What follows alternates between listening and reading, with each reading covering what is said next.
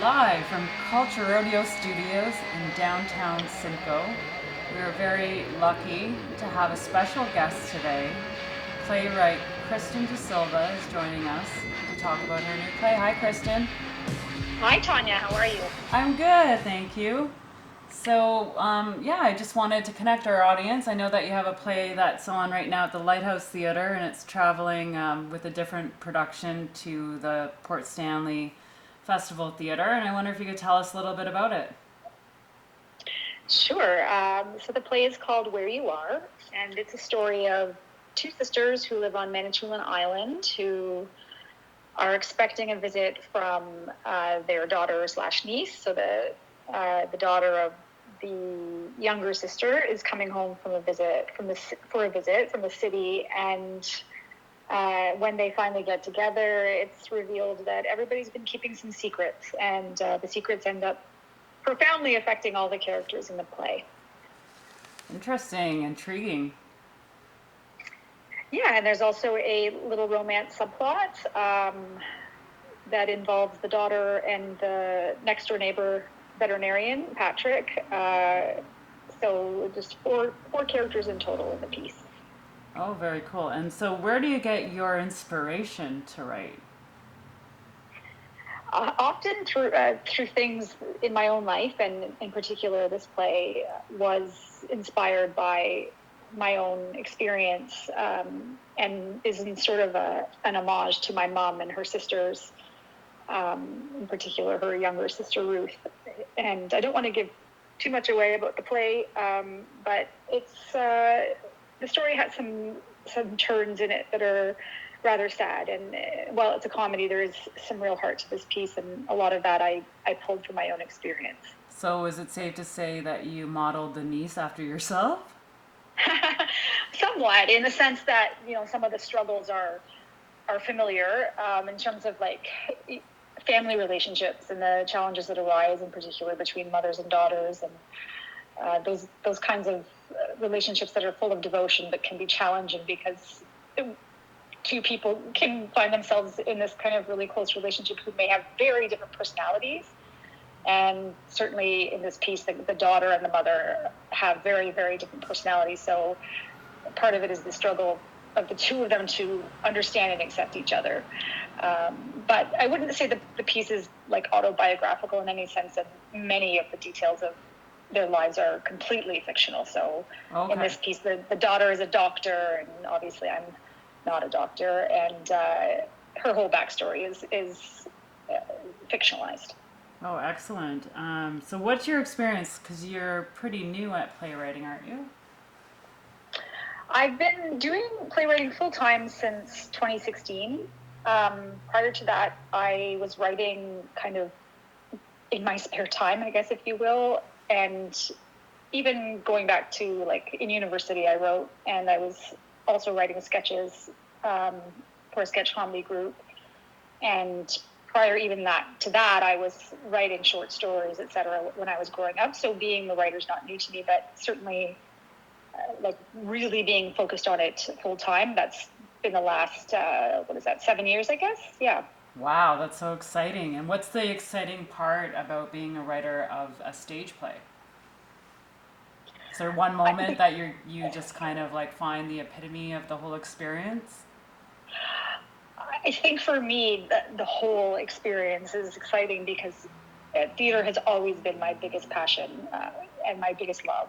So being able to work in it and being able to create new work and watch it come to life, or be part of bringing it to life myself, because I also act, is extremely special, and it almost defies description in terms of the full range of experience, joy, of emotion you experience, joy and struggle and all of the good things in life. So for me, the whole process is super exciting, but nothing really beats opening night and sitting in the audience. Right. So what if somebody did a rendition of your play that you didn't approve of? Would you speak up, or would you just kind of let it go? Do you mean like somebody... Like a creative director sort of did something that you weren't maybe picturing in your own head when you were writing? Like their interpretation was a little off of what you were Do you kind of help guide them, or what's your role there? Um, I'm really hands-on in the first production of any piece. So like the premiere production, I'm in the room at least for the first week of rehearsal. So there's a lot of, and I've been really fortunate to work with directors who check in and are like very devoted to telling the version of the story that I intended. Like, so I haven't had too many experiences where I've been really disappointed or anything like that. But outside of a premiere, I'm more hands off, so I wouldn't necessarily have that opportunity to direct during the process. Like, I'm not always in the rehearsal room, for example. So, and I wouldn't ever attend an opening and then give that feedback because I think it's too late. And also, I just philosophically don't. I think sometimes you have to let things breathe on the road and let it be, and maybe it's not 100% what you pictured, but there's always going to be another production that gets closer, and I try to take that stuff in stride. That's pretty cool. So I know that it's finishing up at the Lighthouse and it's opening up at Port Stanley Theatre. What do you think the audience would get from seeing the two different versions or productions of the play? Oh, if they were to see both, interesting. Well, I think every director and every actor brings a unique sensibility and perspective to the work, and they make interpretations based on their own wisdom and experience and ideas. So there will always be variations, and so there will always be something new to discover, both for the audience and for myself, honestly, sitting in the theater watching that, someone can have found something new in the script that's always really interesting to see. So if an audience enjoys seeing artists at work and seeing what they bring, it's watching the same show in two different productions can be really interesting, because then you get to appreciate two sets of choices. Absolutely. It's really exciting. So I wonder, like, if there's any playwrights out there that have sort of, dabbled a little bit, what would your advice be to them? To playwrights in terms of like getting started, or Yeah, just to actually, get their stage up on in a professional theater. it can be tricky because artistic directors generally are the ones that will program the season for their theaters, and they receive a large number of scripts. So getting your script seen can be tricky in the first place, and it's a little difficult to nail down what will make a script speak to somebody. So, but I guess if I were to give any advice, it would just be really make sure that the script is as ready as it can be when you send it out, because you're not going to get a second reading. Like if someone picks it up and goes, well, you can't really be hoping for someone to see its like potential if it's rough. And sometimes that happens, like, don't get me wrong, but I think, these guys are really busy and they have a lot of decisions to make. So if you're going to send something out, I would say, like, try to put your best foot forward, get it read by a few people, get some advice on it. If you can, get some people together to read it out loud, because that can be really valuable information. And when you send it out, just make sure it's as polished as you can. And that's going to increase the chances of it getting picked. Well, that's interesting. So did you have a playwright that was mentoring you at all, just in terms of reading over your script and helping out? Yeah, I had Norm Foster. Oh, wow. He's amazing. Yeah, I was really fortunate in that sense, and Norm's mentored a number of us, so he's very generous that way. But yeah, I reached out to him back in 2015 and asked him if he would consider reading something I'd written, and if he liked it, if he would consider giving me some mentorship from a writing point of view, and also, almost more so from a business point of view, because I've never been, sort of seen behind the curtain in terms of how the industry really worked for playwrights. So he was super, super helpful in both regards. Like, he would give me really thoughtful notes on a script, but also he would give me a lot of advice and even, frankly, reach out and open some doors for me. So Excellent. yeah, well, I believe he's mentorship is really Canada's important. most produced playwright, isn't he? Yeah, I believe that's the fact. Yeah, I think I know he gets an enormous number of productions every year. His plays are super popular for good reason, and so in terms of writing comedy for the stage, it's like he was my first thought, obviously, in terms of who I would want to get some advice from, and he was great. Oh, well, what a great story. Yeah, I think out of all the plays I've seen, definitely heavy on the Norm Fosters, which is Yeah, fun. it's hard to find a theater, like a regional theater, that isn't doing a Norman Foster in their season, because he's got a huge canon of plays, and audiences love them. Excellent. And so, what could the your newfound fans, what could they expect from you next?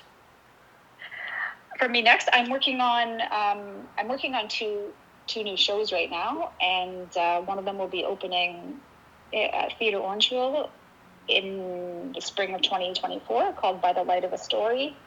The other one is a little bit more under wraps. It's a commissioned piece that I'm working on that's the topic I'm really interested in, but need a little more time to talk about that one. I also have Hurry Hard is a play I wrote in 2017, I think, which premiered in 2019 at Lighthouse Festival, and it's opening in Bob Cajun at Globus Theatre in August as well. So I have that to look forward to. And if people are in the Bob Cajun area, they should check it out. It's a fun time. One of the plays I had the most fun writing. So.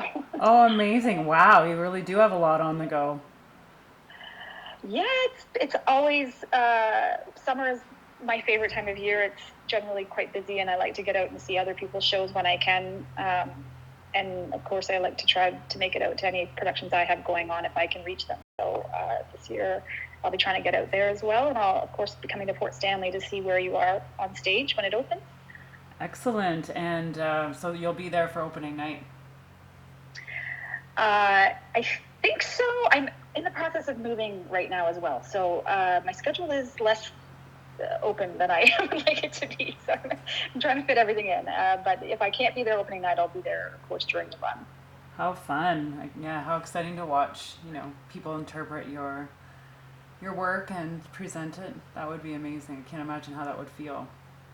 It's always really special. It's sometimes really nerve-wracking being in the audience, and you kind of hold your breath, and not because you don't think it's going to be great, but just because it's like very vulnerable every time something of yours is on stage. It's especially something that means as much to me as this play does. Oh wow, that's awesome. Well, thanks so much for your time, Kristen. It's my pleasure. Thanks for the chat. It was great. One last question. So you've mentioned that you're sort of working in the comedy realm. Do you think you have any other sort of genres that you're interested in exploring? Well, some of my comedies do tend to have a more dramatic vein to them. I would probably call them, like, I don't know. No one likes this term, but dramedies. I don't know what else to call them.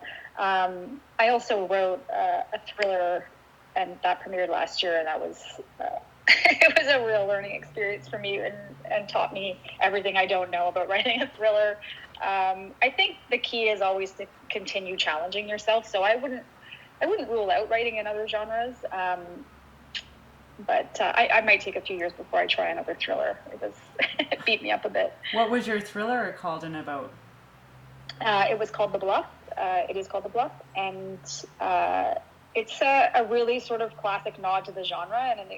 So it's about a young couple who ends up in this old spooky house and trying to figure out everything that's going on in this house, and then it weaves together their backstory, where it ends up being that you sort of suspect them, and you're not really sure who in the play is trustworthy and who isn't, interwoven with this possible haunting. So it's all it's kind of looking at horror and thriller all wrapped up in one, with a comedy edge. So and it was a really fun process, but it's surprisingly challenging to write something so plot driven. Yeah, because people need to have some suspense and clues and. Exactly. Yeah, exactly. How do you get the right number of breadcrumbs that lead to that don't give it away, but also feel earned in the conclusion? So you're not like, what? When you find out what happens in the end, you're not like, wait, how? It's tough. It's a tough thing to balance. And I guess never say never, but yeah, I always wanted to write it. I wanted to write in that genre, and I'm glad I did. So I wouldn't ever shy away from challenging myself and taking that chance, because that's just part of my own growth and development as a writer. But definitely, I think my wheelhouse is more in the sort of comedy and particularly comedies that have like a real heart to them. Right. Well, that sounds so much fun. Well, we wish you luck with your upcoming projects, and we encourage everybody to get out to Port Stanley Theatre and see their last play of the season. And hopefully I'll get to see it as well. Sounds pretty exciting. Thanks for your time, and I'll look forward to seeing your shows come up on the various stages around Ontario. Sounds like everybody's getting to enjoy them. Every year you'll have a little bit more theaters coming on, right, with the different productions you're doing, so it's pretty exciting. Thanks, Tanya. That would be wonderful.